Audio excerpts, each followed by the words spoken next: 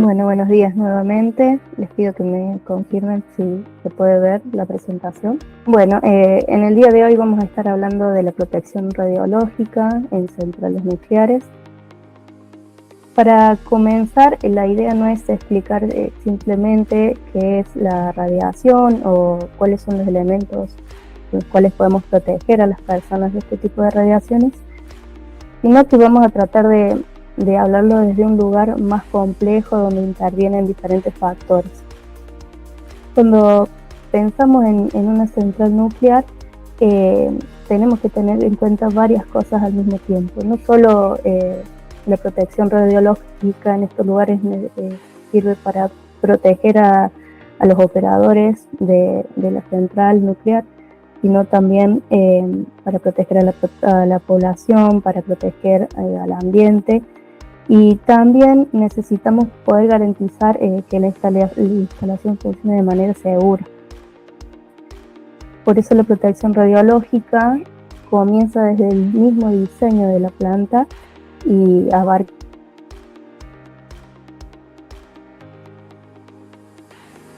situaciones de emergencia también. Para poder desarrollar todo este tema, vamos a tomar como referencia principalmente a las instituciones internacionales y nacionales que nos dan los recursos para poder ser aplicados en nuestras centrales nucleares y en lo que es protección radiológica. Una de ellas es la ICRP, que es la Comisión Internacional de Radioprotección, la OIEA, que nos da los estándares para la protección radiológica, y en el caso de Argentina, particularmente la ley 24.804 y la norma de la Asociación Regulatoria Nuclear 10.1.1.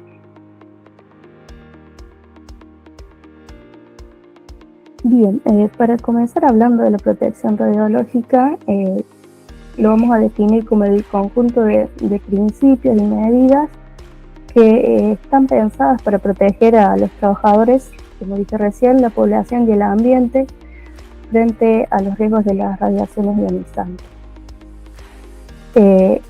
Estas son las instituciones o organizaciones de las cuales tomamos diferentes medidas y las adoptamos en nuestra normativa, la de nuestro país.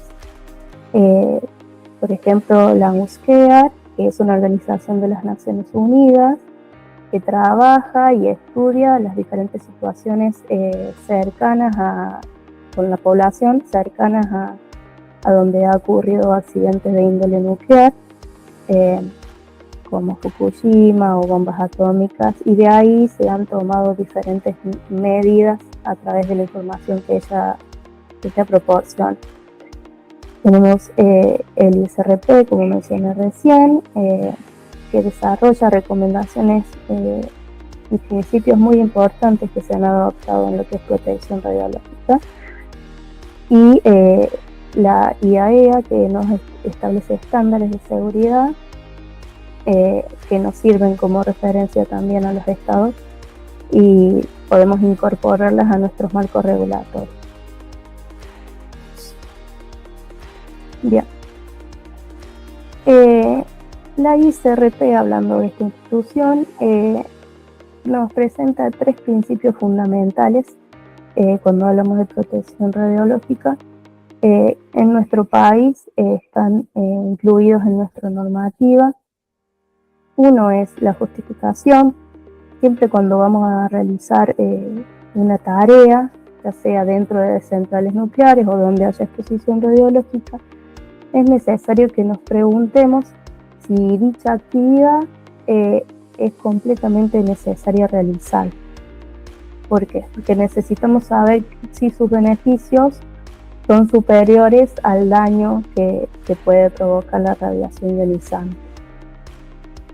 Supongamos en el caso de una central, cuando queremos realizar determinada operación de mantenimiento, lo primero que nos preguntamos es si esta actividad realmente está justificada, si es necesario realizarla. En el caso de que así sea, vamos a buscar, a través de la optimización,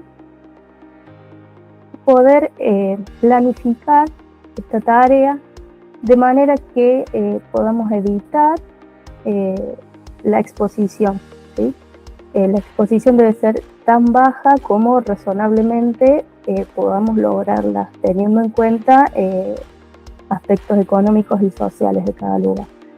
Bien, en este caso, estamos hablando de dicho mantenimiento, dicha operación que queremos realizar, podemos planificarla de manera que tengamos en cuenta o que pensemos cómo podemos realizarla impactando de menor manera a las personas o al operario en este caso. Quizás haya sistemas remotos en los que podamos trabajar y que sean de fácil diseño o que la misma planta ya los tenga y que evite el contacto con la radiación de manera cercana. También tenemos la limitación de dosis, que las exposiciones no deben superar los límites normativos que tenemos dentro de las centrales nucleares. Pero estar debajo del límite tampoco nos deja tranquilos, sino que sobre ese límite tenemos que seguir trabajando y mientras más podamos optimizar ese límite, mejor para la salud de los operarios. Estos límites son topes legales que realmente no podemos superar. Sin embargo, la optimización es súper importante para, aunque estén por debajo del límite de nuestros niveles. Bien, en las centrales nucleares, algo muy importante que sucede, inclusive teniendo relación con lo que estábamos hablando hace un tiempo, de la importancia del conocimiento, ¿sí? Es súper fundamental la capacitación al personal y que tenga conocimiento de los efectos de la radiación ionizante. La radiación ionizante tiene dos efectos principales. Uno son los deterministas y otro los estocásticos. Los deterministas se caracterizan por un umbral de dosis para determinado efecto y por encima de ese límite aumenta la probabilidad de la gravedad del daño físico, por ejemplo las quemaduras. Y en el caso de los efectos estocásticos se habla de una probabilidad de ocurrencia de algún evento, como por ejemplo el cáncer o efectos hereditarios. La gravedad de la radiación ionizante no nos, en el caso de los efectos estocásticos, no nos dice que a mayor presencia de radiación o mientras más estemos cerca de fuentes de irradiación, los efectos van a ser peores, sino que los efectos estocásticos. Algo que también los operarios de una central nuclear tienen muy en cuenta es que existe la radiosensibilidad. Cada uno de nuestros órganos es sensible de manera diferente, superior o inferior. Entonces la protección se adapta a ciertos órganos y también tenemos, en el caso de operarias que se encuentren en proceso de gestación de embarazo, avisar de manera inmediata para que sea apartada de los efectos superiores a 1 milisievert, ya que la radiosensibilidad de los fetos o de los embriones es mayor también y puede generar daños en el proceso de crecimiento de ese bebé. Bien, con respecto a los límites de dosis y la regulación, hablábamos de que nosotros teníamos un límite que no podíamos superar, pero siempre por debajo de ese límite podemos optimizar, podemos seguir disminuyendo los efectos de la radiación. Para trabajadores expuestos, La dosis efectiva es de 20 milisieverts por año. No se puede exceder ese nivel. Eso hay que tenerlo en cuenta, y para eso, ¿cómo nos damos cuenta de qué dosis recibimos? La verdad es que la radiación no se ve, no se siente de ninguna manera, y la única manera que tenemos es el uso de aparatos de medición. Los dosímetros son súper importantes en nuestra tarea como operarios dentro de una central nuclear, y ellos son los que nos van midiendo día a día a los trabajadores expuestos la dosis que reciben. Para los miembros del público en general, que son todas las personas que no se encuentran ocupacionalmente expuestas, o sea, que no reciben un salario por la exposición de 1 milisievert al año, esto obviamente excluye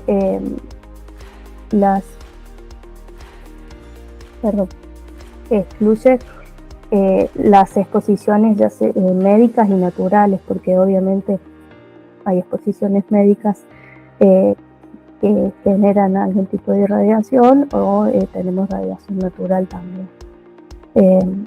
Y como decía recién, para las embarazadas, la protección del feto, siempre a las trabajadoras expuestas no puede superar 1 milisievert durante el resto del embarazo. Por eso se le asignan tareas donde no haya dosis superiores a eso. Bien, algo para tener en cuenta también, nosotros tenemos protecciones que nos permiten evitar el contacto con la radiación de manera tan cercana.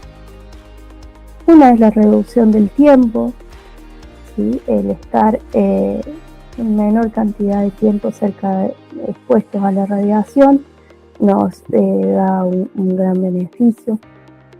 Por eso es importante, cada vez que realizamos una operación donde haya una fuente abierta, organizarla antes de comenzar a trabajar, para poder medir la cantidad de tiempo y la exposición que podemos tener a dicha tarea. Aumentar la distancia. Sabemos que la radiación decae el cuadrado de la distancia, así que mientras más podamos realizar la tarea lo más lejos posible, obviamente la exposición será menor. Y también el uso de algo muy necesario, y siempre dependiendo del tipo de radiación vamos a utilizar el blindaje que necesitemos para evitar una exposición tan cercana. Todos estos elementos ayudan a reducir nuestra exposición, pero también hay otros que tenemos que tener en cuenta, que es la delimitación y la señalización de zonas. Esto nos permite visiblemente saber en qué lugar estamos, por lo tanto poder accionar conforme a esto, utilizar los elementos de protección que necesitamos, poder medir el tiempo de exposición, poder aumentar la distancia. El monitoreo, como hablaba recién, es súper importante, y la dosimetría personal para saber, dependiendo del lugar en el que nos encontremos, cuánta radiación estamos recibiendo. El uso estricto de elementos de protección personal siempre van a ser diferentes según el área o el trabajo que estemos realizando, y la capacitación continua es algo fundamental, porque nos ayuda a saber qué hacer en momentos en los que tenemos que reaccionar o accionar rápidamente.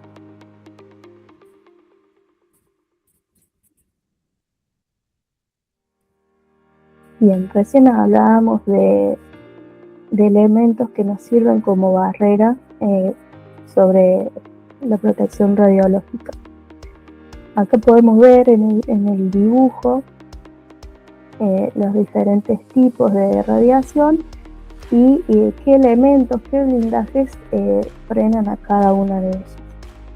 Las partículas alfa, que son muy dañinas para el ser humano, tienen la particularidad de que decaen a muy poca distancia, tienen muy poca energía para penetrar en la piel, no lo pueden realizar, decaen en las primeras capas de la piel muerta.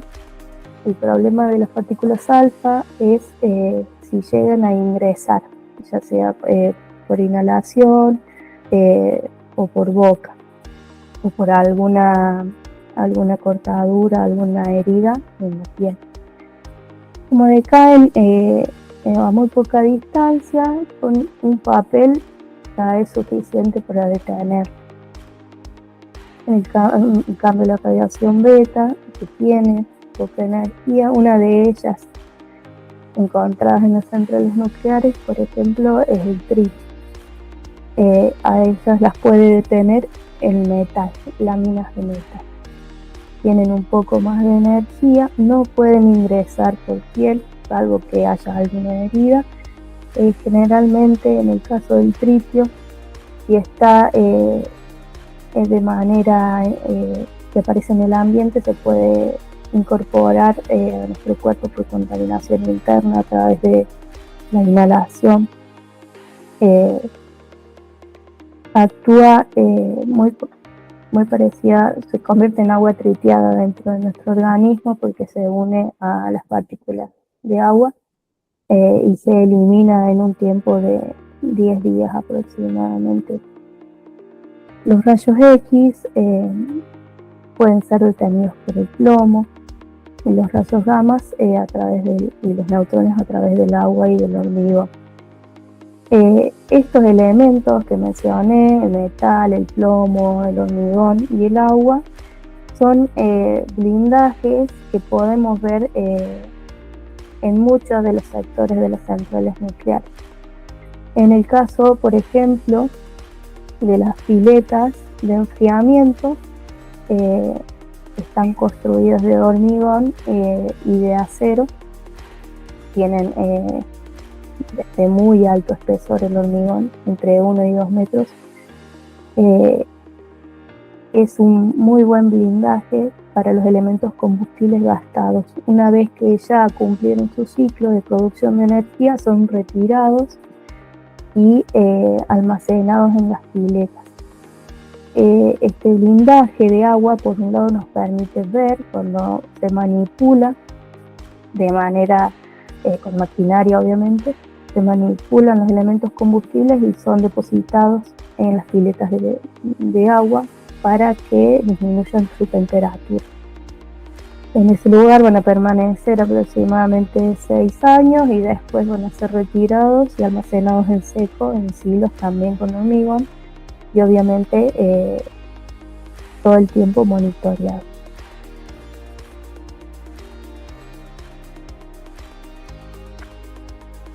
Bien, dentro del edificio de reactores podemos encontrar también barreras físicas que nos van a ayudar a que la contaminación o la radiación no se esparza hacia el ambiente.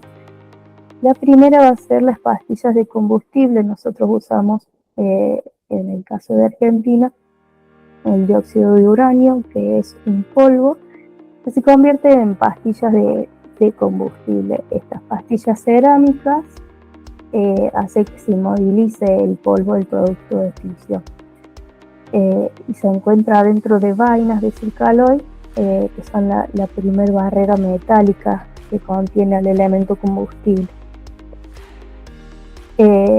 Tenemos el circuito primario como sistema de refrigeración que mantiene la temperatura constante y tenemos una presión que controla todo lo que está dentro del reactor, y el propio edificio del reactor, que es una estructura de hormigón y acero. Ante cualquier eventualidad van accionando diferentes protecciones en cada uno de los niveles.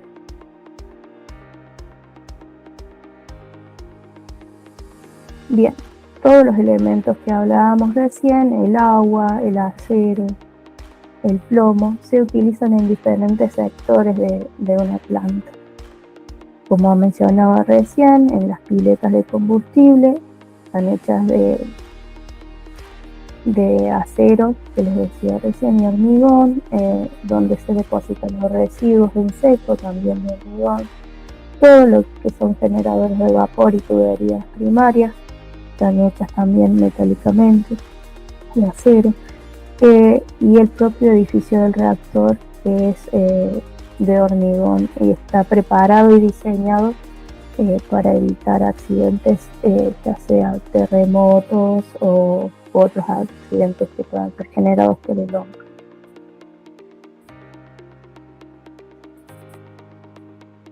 Bien, cuando hablábamos al principio de que la protección radiológica se diseñaba desde el mismo diseño, se tiene en cuenta también una clasificación de áreas que es muy importante para el operario, porque nos permite identificar diferentes zonas y saber cómo tenemos que prepararnos para trabajar dentro de cada zona, cuál es la protección necesaria que debemos utilizar y el tiempo de permanencia en el lugar.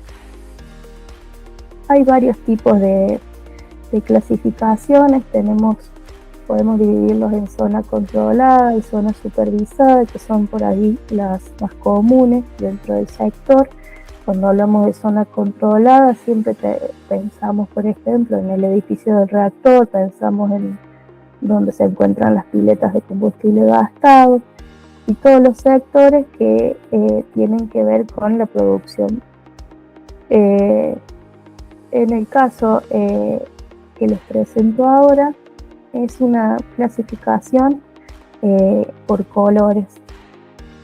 La zona blanca habla de un riesgo mínimo y un acceso libre pero autorizado.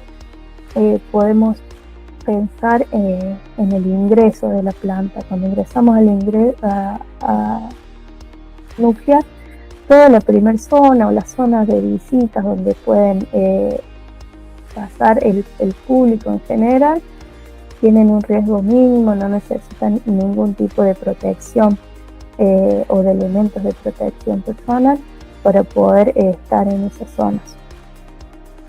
Generalmente las zonas de oficinas y las zonas de ingreso son zonas blancas.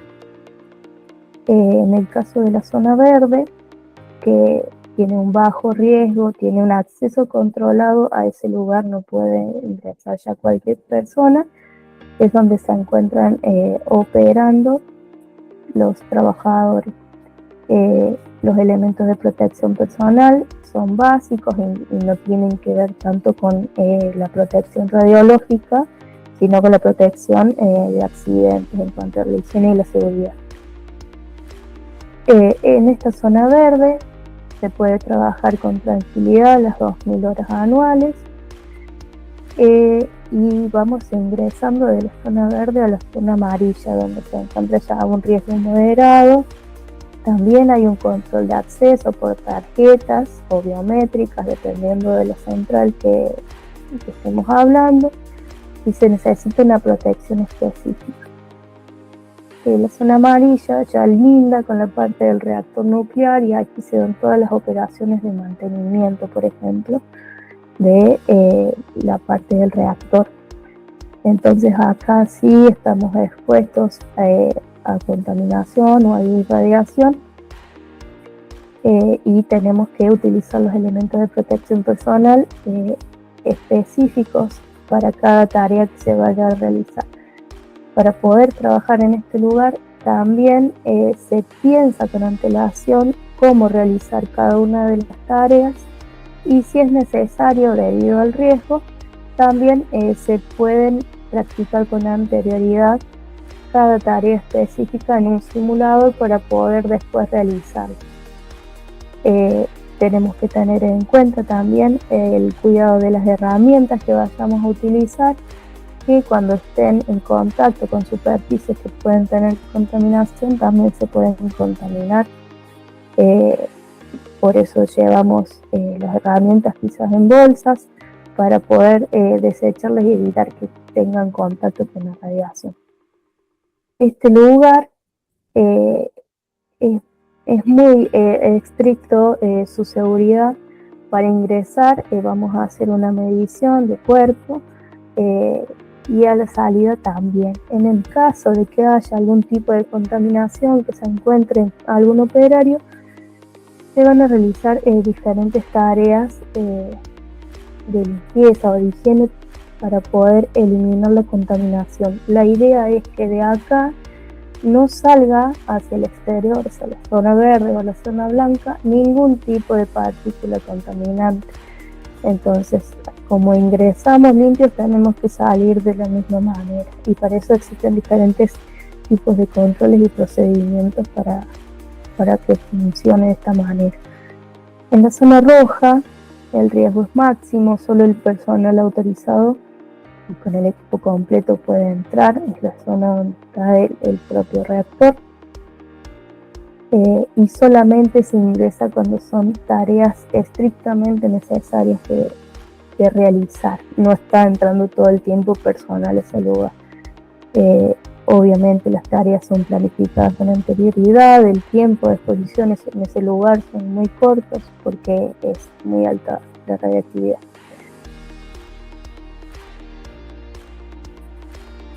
Bien, algo más que mencionarles en esta diapositiva es que no se pueden saltear niveles. Está prohibido y es imposible poder saltear, por ejemplo, de la zona blanca saltar a la zona amarilla. Es imposible. Cada uno de los lugares tiene el acceso y el protocolo para poder ingresar al siguiente nivel solamente si está habilitado. Si es un personal que no está habilitado para ingresar, no puede hacerlo.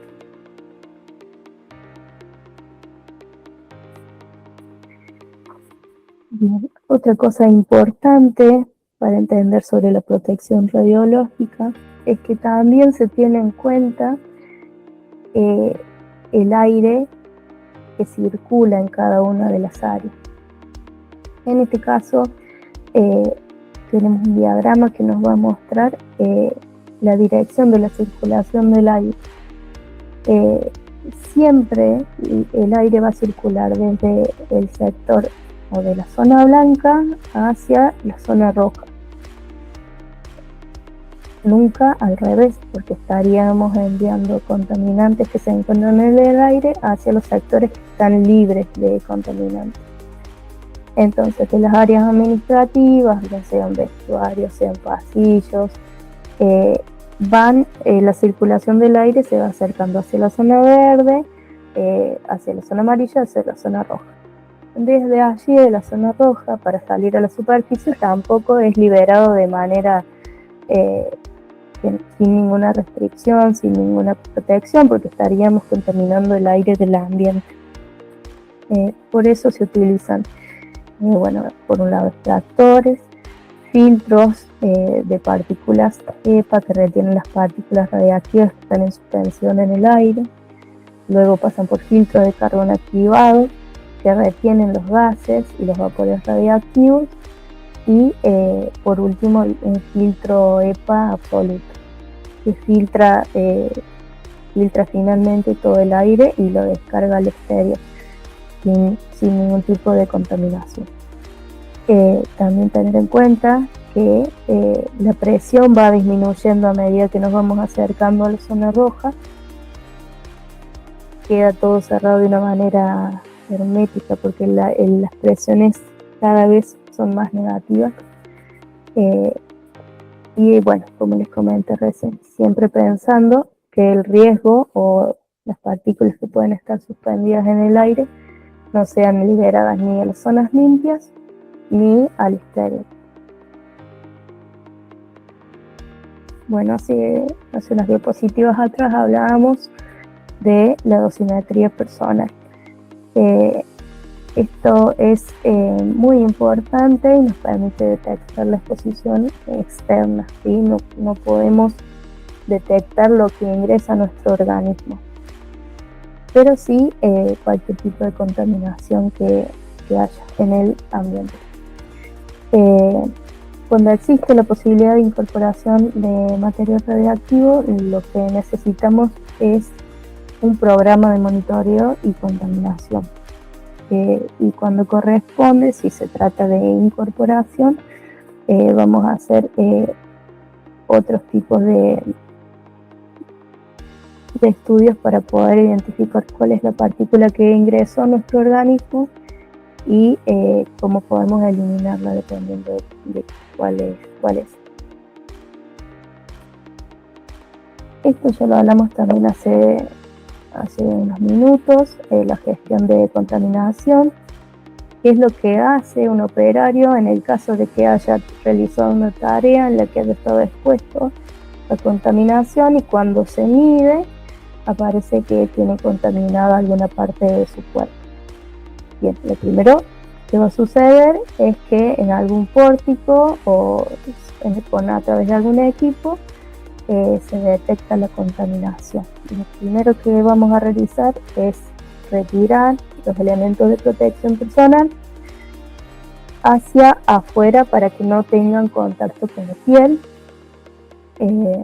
Luego se va a realizar una descontaminación superficial, se va a realizar un lavado en los vestuarios, en duchas, con agua a temperatura ambiente, ya que si es caliente abre los poros y puede ingresar por aquí la contaminación, y si es muy fría no podemos retirar la grasitud del cuerpo y permanece allí lo que nos esté contaminando.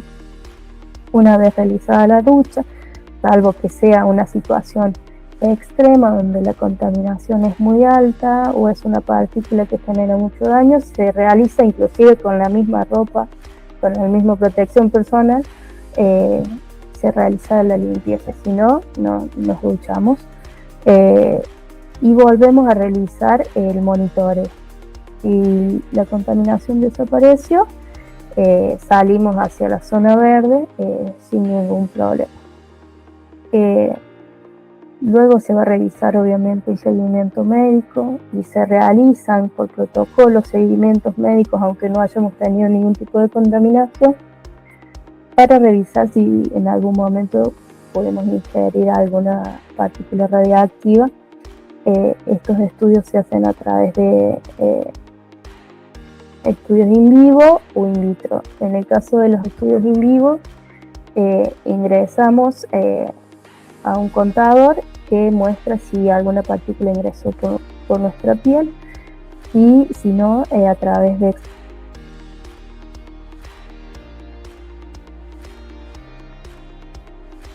fue eliminada, o para partículas, por ejemplo, de tritio, que no se pueden ver de otra manera. A través de los contadores no se pueden ver porque no penetran por piel. Bien, en el caso de la protección del medio ambiente y del ecosistema, es muy importante la gestión de residuos, que estén bien almacenados, bien rotulados, y en un lugar seguro para evitar dispersión al ambiente exterior. Siempre hay que tener en cuenta la vigilancia en cuanto a un mapeo de cómo las sustancias podrían llegar a diferentes ecosistemas a través del agua, a través del aire. Un monitoreo ambiental que sea de calidad, y que tenemos laboratorios ambientales que toman muestras del suelo, del agua y del aire alrededor de la planta, y kilómetros más lejos de la planta también se toman muestras de esto, del suelo, del agua y del aire, inclusive también de la flora y la fauna. Se toman peces de los lagos y se hace un estudio para ver si se encuentra algún material que pueda haber sido emitido por las centrales, para verificar, ¿no es cierto? Es muy importante este monitoreo, ya que si se encuentra algún producto, que es muy poco probable, pero en el caso de que ocurra, ver por dónde estamos emitiendo contaminación y para poder solucionar. La preparación ante emergencias también es muy importante. Tenemos que tenemos personal y tenemos que tener personal capacitado para cualquier situación de emergencia, para que puedan accionar ante alguna situación en la que podamos liberar algún tipo de contaminación para poder evitar. Y bien, y para terminar y para dar un pequeño cierre, tenemos que tener en cuenta que las centrales tienen muchos sistemas de defensa en profundidad. En el caso de que uno falle o que un operador no haga su trabajo como corresponde, siempre va a haber otros sistemas de defensa que eviten que la contaminación se esparza hacia el público en general o hacia diferentes áreas. Lo primero que tenemos como operarios para protegernos es la protección personal y la dosimetría. Obviamente luego tenemos monitoreos y detecciones que son por fuera de nosotros, que son ambientales. Tenemos controles de proceso y procedimientos a seguir para evitar lo más que podamos tener una irradiación demasiado elevada. Tenemos barreras físicas dentro de los edificios de las centrales que van a ser de barrera. Si algo no funciona bien, siempre vamos a tener una segunda barrera que va a impedir que la contaminación se esparza en el lugar. Y tenemos controles generales de la instalación, todo el tiempo se están haciendo controles, inclusive tenemos paradas en las que se detiene el reactor y se realizan todos los monitoreos necesarios para revisar que esté funcionando cada uno de los componentes como debe, que no haya una falla y si la hay, poder solucionarla lo más rápido posible. Entonces, para cerrar, podemos decir que la protección radiológica, como dijimos al principio, no depende de una sola medida, abarca varios aspectos dentro de una central, y si una barrera falla, existen otros niveles redundantes que mantienen el riesgo bajo absoluto control. Hasta aquí mi exposición. Muchas gracias por escuchar. Gracias, Karen. Puede ver las preguntas que tienes en el chat. Mientras las revisas, yo quería agregar lo siguiente, pues detrás de todo esto que nosotros realizamos como Asociación Salvadoreña de Protección Radiológica, nuestros héroes son los profesionales que convierten el conocimiento en acciones.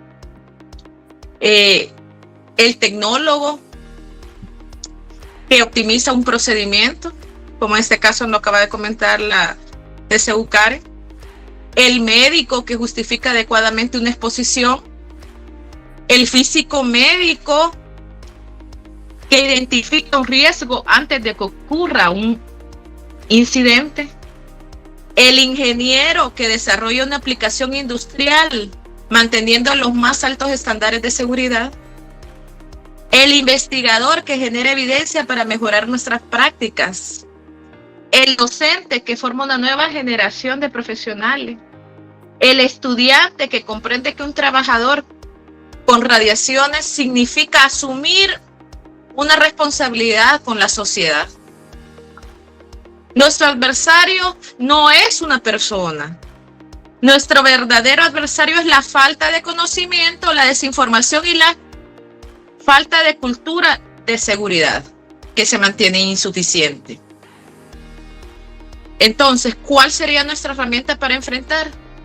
El conocimiento científico compartido. Karen, ¿puedes contestar las preguntas que están en el chat? Sí. Bueno, la primera pregunta que veo es ¿cuáles son los cuidados especiales para el personal ocupacionalmente expuesto?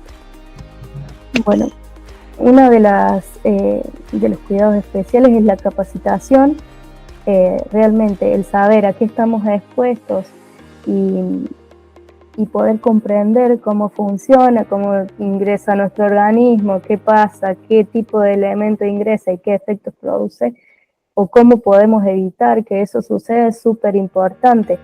me parece que la capacitación es uno de los primeros cuidados especiales. El otro, obviamente, es la planificación temprana de nuestras actividades, saber dónde vamos a estar, a cuánta radiación vamos a estar expuestas, qué tipo de radiación vamos a estar expuestos y qué elementos de protección personal necesitamos para cada tipo de radiación, y tiene que ver el saber y el conocer para poder aplicarlo. La segunda pregunta es ¿qué estrategias de protección radiológica implementadas en las centrales nucleares considera que podrían trasladarse o adaptarse al servicio de medicina nuclear para optimizar la seguridad del personal y de los pacientes? Creo que tenemos medidas muy similares, pero quizás algo que podría ayudar, nosotros cuando estamos por realizar una tarea como operarios, lo primero que hacemos es detenernos a analizar la operación. Si hay algo que no está funcionando bien y puede provocar un daño a la salud, no realizamos la operación. Esperamos hasta que se pueda solucionar ese defecto o esa situación que puede provocar un daño, o buscamos una manera de optimizar el trabajo para evitar los daños a la salud. Quizás eso podría servir para implementarlo al servicio de medicina. Cuando hay algo que quizás no está funcionando del todo bien, o hay quizás algún riesgo de exposición, ya sea para el médico o para el paciente, detener ese trabajo y buscar la solución antes de continuar. Karen, quería agregar ampliar la respuesta acerca de la medicina nuclear, porque una de las principales estrategias, ¿verdad? O lo fundamental de la transferencia es no únicamente el cumplimiento de los límites, sino que la cultura de optimización permanente. Uh-huh. En medicina nuclear se pueden aplicar simplemente la planificación a larga, los tiempos de distancia y blindaje, la planificación de tareas, la cultura de seguridad, el análisis de incidentes y aprendizaje, como has mencionado, el diseño de las instalaciones. Entonces, la experiencia en las centrales nucleares demuestra que la planificación del trabajo, la capacitación, la comunicación y la participación de los trabajadores en el diseño de instalaciones son componentes esenciales de optimización a larga, tanto en medicina nuclear, en radioterapia y en centrales nucleares, como lo he dicho. Exacto. Sí, la verdad que la comunicación y la revisión de las prácticas antes y luego también de cada operación son muy importantes, porque luego de cada práctica ver qué funcionó, qué no funcionó, qué se podría haber hecho mejor, también ayuda muchísimo para un próximo trabajo que sea muy similar. Después otra pregunta es, ¿cuál es el problema más frecuente en la protección radiológica en las centrales nucleares? Para mí tiene que ver con esto mismo, ¿no? No darle importancia a las capacitaciones, no darle importancia al trabajo previo a la operación, de cómo trabajar, cómo realizar cada uno de los trabajos con extrema precaución. Normalizamos nuestra práctica y ya lo hacemos habitual y nos olvidamos de las situaciones y las exposiciones en las que podemos encontrarnos. Me parece que ese es uno de los problemas de la protección radiológica, porque ahí se van a ver los efectos en nosotros. Bueno, Karen, te agradecemos. De parte de la Asociación Salvadoreña de Protección Radiológica, queremos felicitarte y agradecer por la generosidad de compartir tus conocimientos con todo el público presente, en el cual tenemos la sintonía actual de 6 países. Queremos hablar que para la CPR queremos que El Salvador no sea únicamente receptor de conocimiento, Queremos que nuestro país también pueda generar conocimiento, desarrollar investigación y convertirse también en un punto de referencia centroamericana para el encuentro de la ciencia y la protección radiológica en Centroamérica. Queremos construir puentes entre la salud, la industria, la investigación, la academia, la ingeniería y la tecnología. Y queremos seguir conectando con profesionales de un nivel alto como tu persona y todos los que han estado presentes en nuestro seminario desde hace 2 años. Para el desarrollo científico de un país necesita también investigación, ¿verdad? La industria necesita innovación, la innovación necesita desarrollarse bajo principios sólidos de seguridad. La protección radiológica e innovación no son conceptos opuestos. La seguridad es precisamente lo que permite que la ciencia y la tecnología avancen responsablemente. Y como presidente de la Asociación Salvadoreña de Protección Radiológica, considero que se debe de impulsar un liderazgo científico que conecte, que eduque, que investigue, que coopere y que transforme. Por eso continuamos invitando a los especialistas destacados de América Latina. Continuaremos creando espacios de formación, continuaremos acercando la academia a la industria, continuaremos promoviendo la investigación y el intercambio científico, continuaremos construyendo cooperación regional para posicionar El Salvador en la conversación latinoamericana sobre protección radiológica. Quiero terminar con una idea que representa nuestra misión. No organizamos seminarios solamente para transmitir conocimiento. Los organizamos esperando que ese conocimiento llegue mañana a un hospital, a una industria, a una universidad, a un laboratorio, a un centro de investigación, que cambie una decisión, que mejore un procedimiento, que genere una investigación, que impulse una innovación, que evite una exposición innecesaria, que proteja a un trabajador, que beneficie a un paciente, que contribuya al desarrollo científico y tecnológico en nuestros países. Porque cuando conectamos la salud, la industria, la investigación y la educación, el conocimiento deja de pertenecer a una sola persona y comienza a transformar una sociedad. Nuestro mensaje es conocimiento, investigación, innovación, seguridad y protocolo, vida. Porque el conocimiento que compartimos hoy puede convertirse en la innovación que transforma el mañana y en la protección que salve una vida. Muchas gracias, Karen, muchas gracias a los presentes. Los invito a nuestro próximo seminario, que estará a cargo de la empresa Remar y Industrial Nuclear International, del ingeniero Mauricio Peñalosa. Vamos a tener 4 seminarios el mes de septiembre, todos los sábados del mes de septiembre, sobre metodología y su importancia. Muchas gracias. Gracias, Karen, por compartir con nosotros.